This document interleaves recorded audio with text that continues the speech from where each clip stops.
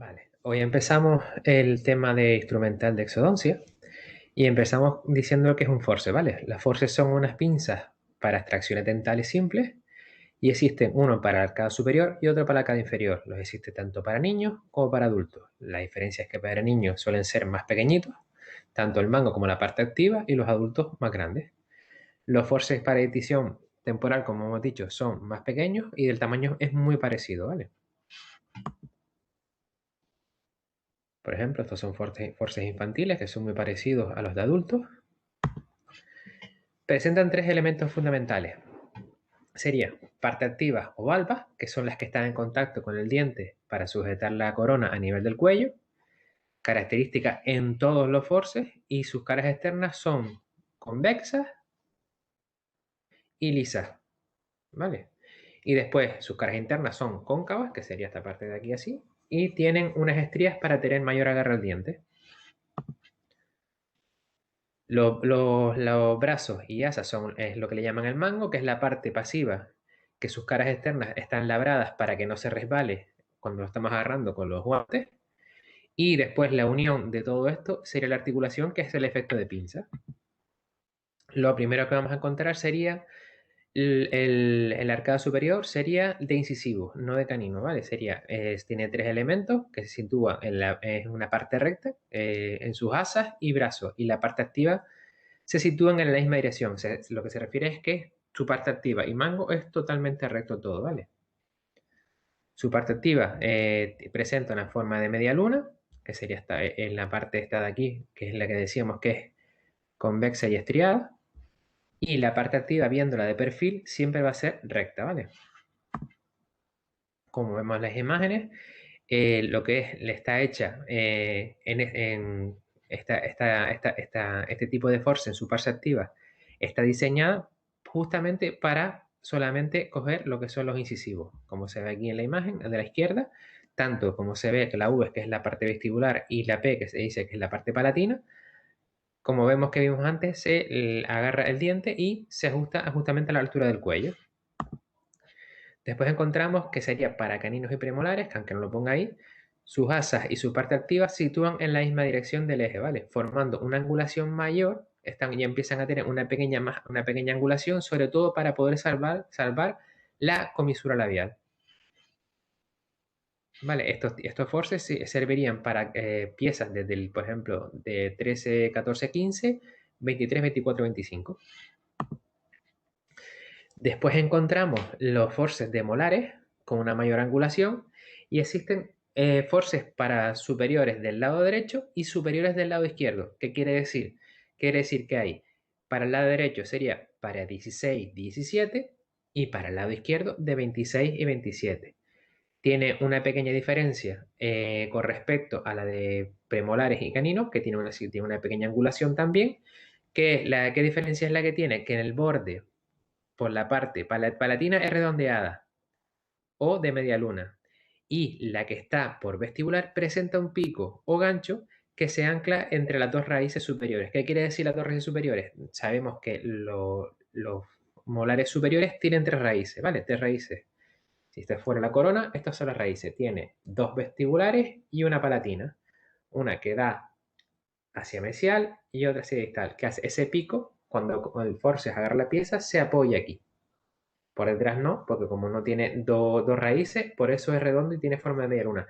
Entonces, ese pico siempre va a ir por vestibular y se va a apoyar aquí, ¿vale? En la unión de las dos raíces. Los forceps de molares superiores tienen palas diferentes. La pala que toma la pieza dentaria, por la cara vestibular que hemos hablado que tiene un pico, cuyo fin es introducirse entre las raíces vestibulares, ¿vale? De molares superiores. Y hay diferentes diseños de este tipo de forces. La pala palatina es redondeada, como hemos hablado, y toma la forma de la raíz palatina. Como vemos aquí, el que está en el lado izquierdo, vemos que lo que es el gancho de la parte que va por vestibular está en este lado izquierdo, pero como enfrente tendríamos al paciente, si está en el lado izquierdo nuestro, sería el lado derecho del paciente, entonces sería para piezas 16, 17. En la imagen de la derecha tenemos este piquito por el vestíbulo en nuestra parte derecha, sería la parte izquierda del paciente. Entonces sería para las piezas 26, 27. Después tenemos lo que nos queda sería dos forces más. El siguiente que vamos a encontrar es el de cordales.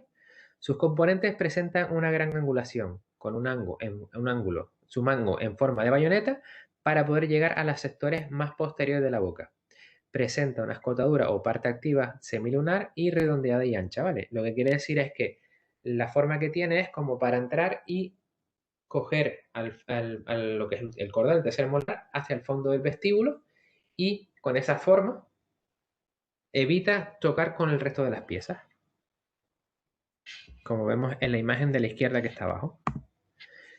Después nos encontramos el último que queda, que sería raíces superiores, que siempre su parte activa siempre se van a tocar. El tallo tiene forma también angulada de bayoneta como el de los cordales y existen varios tamaños y angulaciones, pero lo importante es que siempre raíces superiores, partes activas, se tocan, ¿vale? El resto de todos los forces superiores nunca se tocan las partes activas. Después ya saltamos a la arcada inferior. Las palas son más anchas, los elementos forman siempre una angulación de entre 90 y 110 grados, ¿vale? Los primeros que vamos a encontrar son los incisivos inferiores, que tienen una angulación de 90 grados. Mordientes más pequeños y separados. Parte activa redondeada y su parte activa también va a tocarse en las puntas. Es una descripción que vamos a ver y una característica que tiene su parte activa para poder diferenciarla de otros forces inferiores, que sería el que viene a continuación, que es caninos premolares, cuya parte activa también semeja una mediana redondeada, son parecidos a los de los anteriores, pero son más largas, grandes y pesados. Y la única diferencia también es que aparte que su parte activa no se toca, en vez de tener 90 grados, tiene una pequeña angulación más y sería de 110 grados. Después encontramos los forces de molares que existen. ¿Qué tenemos que ver? Van a tener dos picos esta vez, ¿vale? No va a ser como los superiores que tienen un pico por vestibular y otro por palatino, no. En este caso va a existir siempre dos picos, uno que va por vestibular y otro por lingual. ¿Por qué?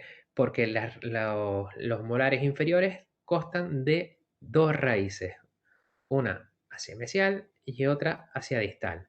Entonces, como pasaba en la superior, esos picos donde se agarran es la unión de las dos raíces. ¿Vale?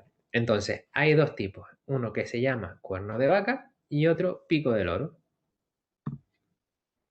El cuerno de vaca presenta diferentes grados de angulación. Sus valvas son cilíndricas, con un garfio terminado en punta y fina y se emplea como cuña para facilitar el movimiento. La diferencia entre el cuerno de vaca y el pico de loro es que el cuerno de vaca entra de forma central, ataque frontal.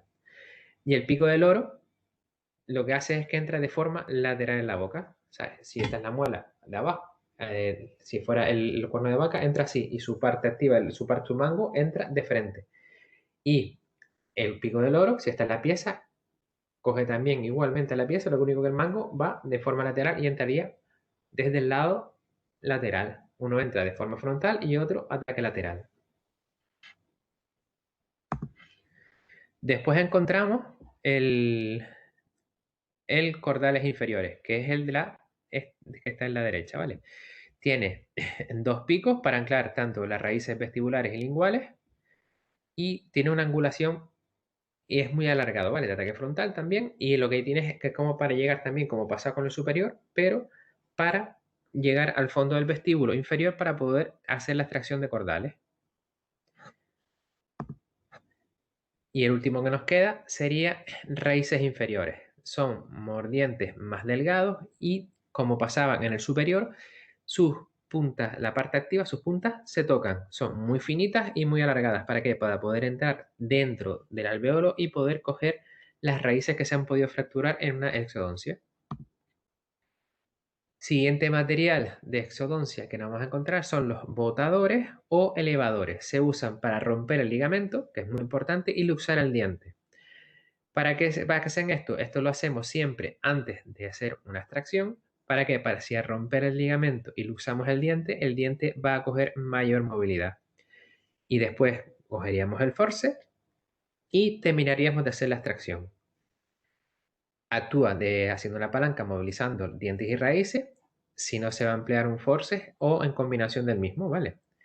Deben usarse con precaución también porque a veces tenemos que cuidar la pieza con la que nos vamos a apoyar, que tampoco tenga mucha movilidad, porque no nos interesa apoyarnos en una pieza que esté al lado y dejarla con movilidad también, eso no es interesante. Consta de un mango, tallo y una hoja activa. Existen muchos modelos, pero hay dos tipos muy básicos. Serían botadores rectos, cuya parte activa en línea con el tallo, que sería totalmente recto, y se usa para arcada inferior y con hojas anchas y estrechas. También se suele usar para toda la arcada de la boca, pero en principio siempre se habían diseñado para hacer en la parte superior. Y después nos vamos a encontrar los botadores curvos o de Winter, que existen en un ángulo entre el tallo y la parte activa. Se usan para la arcada inferior y básicamente en molares. Unos existen, dependiendo de la parte activa, existe uno para el lado derecho y otro para el lado izquierdo.